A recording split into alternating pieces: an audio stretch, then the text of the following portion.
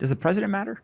Increasingly so, but not at all on an absolute basis. On a relative basis, they're certainly gaining share. This really goes back to the Obama administration. Obviously, Trump, kicked it into steroids. But this concept of executive orders, and mostly because we've seen so much gridlock in Congress that you can't really get anything done that's from a lasting budgetary perspective. So executive orders have been kind of the way we've enacted policy here in the U.S. for quite a long time now, for over a decade now.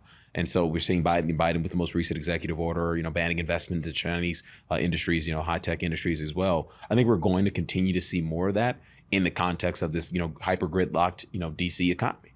I mean, we have a potential U.S. sovereign debt default on our hands in a few months, and neither side is willing to negotiate, or at least, Democrats are unwilling to negotiate, and the Freedom Caucus is unwilling to negotiate unless they get what they want, which is clearly not a negotiation.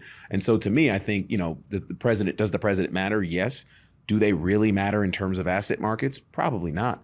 If you, in terms of ranking this, clearly the Fed is sacrosanct to investments in the U.S. economy, given they control, they don't control, but they materially contribute to the ebbs and flows of the liquidity cycle. Obviously, Congress would be number two in the context of them being the institution that determines the budget.